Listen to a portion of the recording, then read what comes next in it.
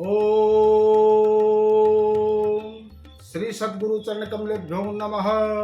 सज्जनों, आज हम भगवती महालक्ष्मी की चर्चा करने वाले हैं कि प्राचीन काल में महर्षि दुर्वासा जी के श्राप के कारण इंद्र और देवतागण सभी श्रीहीन हो गए, क्योंकि भगवती लक्ष्मी जो है वो श्रापित होकर के यानी श्राप देने के कारण वह इंद्र के यहाँ से और असुरों का जितना भी सौभाग्य था उसको साथ में लेकर के भगवती लक्ष्मी के साथ ही वह चला जाता है और वही उसके साथ ही आ जाता है। तो भगवती महालक्ष्मी वहां से चली जाती हैं और वैकुंठ में जहां भगवान नारायण वास करते हैं उनके पास जाकर के वह भगवती महालक्ष्मी में विलीन हो जाती हैं भगवती लक्ष्मी। तो इस प्रकार से जो देवतागण थे, इंद्र आदि थे, वो सभी बहुत दुखी हुए, श्रीहीन हो गए और उन्होंने मिलकर के ब्रह्मा जी से प्रार्थना की और ब्रह्मा जी से प्रार्थना करके सभी देवता मिलकर के नारायण भगवान के पास जाते हैं और नारायण भगवान से वह स्तुति करते हैं। इस प्रकार से नारायण भगवान प्रसन्न होकर के उनको आशीर्वाद देते हैं। उनकी आज्ञा से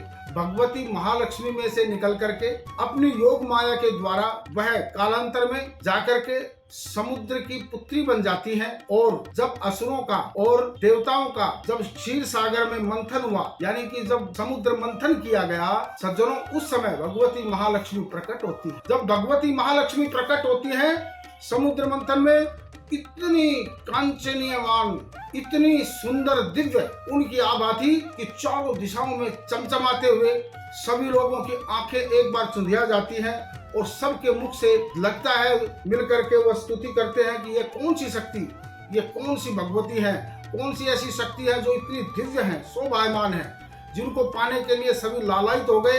तो वहां पर भगवती महालक्ष्मी देवी प्रकट होती हैं और उन्होंने भगवान विष्णु का वर्ण किया है। भगवान विष्णु का वर्ण करने के बाद वह लक्ष्मी नारायण भगवान बन करके वहां पर उनकी पूजा की है। इंद्र ने सबसे पहले लक्ष्मी देवी की और इंद्र ने जो पूजा की है वह ब्रह्मा जी उस पूजा में आचार्य बनते हैं और उस पूजा में बृहस्पति जी आचार्य बनते हैं। और इस प्रकार से इंद्र महाराज ने सबसे पहले देवताओं के साथ मिलकर के भगवती महालक्ष्मी की वहां पर विशेष पूजा की है, अष्ट लक्ष्मी की पूजा की है, जिसका वर्णन 8 प्रकार से लक्ष्मी भगवती हमारे घर में विराजमान होकर के सौभाग्य रूप देने वाली हैं।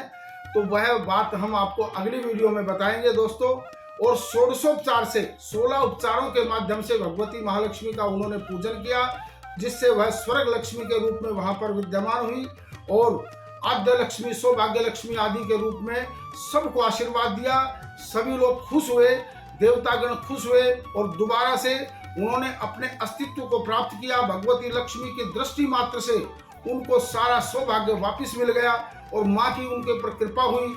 इस प्रकार से भगवती महालक्ष्मी का जो भी पूजन करता है दोस्तों, वह इस संसार में अनेकों प्रकार से चारों ओर से सुख पाकर के और सारी संपत्तियां पाकर के वह अपना जीवन व्यतीत करता है दोस्तों। महालक्ष्मी पूजन उसी का एक रूप है। उसी दिन भगवती महालक्ष्मी का प्रादुर्भाव हुआ था, भगवती आशीर्वाद देने के लिए प्रकट हुई थी दीपावली के दिन। तो दोस्तों, हम सब भी मिल करके भगवती महालक्ष्मी का यह पूजन दीपावली के दिन करते हैं, जिसमें मुख्य रूप से ऐसा बताया गया है कि घी का दीपक जलाना चाहिए, उसके अलावा सरसों के तेल का दीपक जलाना चाहिए। बहुत से लोग ऐसे हैं जिसमें तैल जो शब्द आता है वो तिल से भी आता है, तो तिल का दीपक भी जलाना चाहिए। और इस प्रकार से मुख्य बात यह है दोस्तों, मैं बताना चाहूंगा कि शुद्धता का ध्यान रखा जाए। अगर घी आपको शुद्ध नहीं मिलता है तो आप तेल का दीपक विशेष रूप से जला सकते हैं, वह भी आपके लिए कामना प्रदान करने वाला है।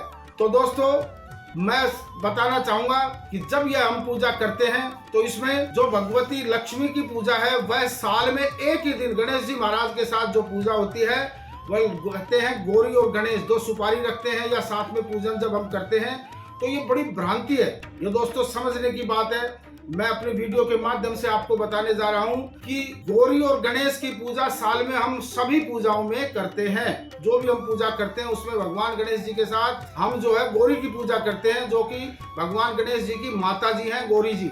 माँ पार्वती की पूजा होती है। दीपावली ही एक ऐसा त्योहार है जिसमें गणेश जी के साथ महालक्ष्मी देवी का पूजन किया जाता है। तो यहाँ पर लक्ष्मी और गणेश का पूजन साल में एक ही दिन विशेष रूप से किया जाता है। इसमें मिट्टी की जो मूर्ति है वो शुद्ध होती है उसके अलावा सोना चांदी या फिर जो भी कोई गरीब है तो वो सुपारी रख करके भी भगवती का पूजन और गणेश जी महाराज का पूजन कर सकते हैं। इसमें ऐसा भी बताया गया है कि लक्ष्मी गणेश के साथ साथ भगवती सरस्वती देवी का भी पूजन किया जाता है, जिससे कि जो हमें ज्ञान देने वाली है पुस्तक आदि का, जिसमें हम बही खाता लिखते हैं, तो उनका भी पूजन सरस्वती का आह्वान करके किया जाता है दोस्तों। इसके साथ साथ भगवती काली का जो लेखनी है, जो काले पेन से लिखी जाती है या पहले काली शाही से लिखते थे, तो उसमें भगवती काली का वास है, उनका ध्यान करके उनका पूजन किया जाता है। उसके अलावा दोस्तों कुबेर का पूजन भी, इसमें कुबेर भगवान का भी पूजन करते हैं।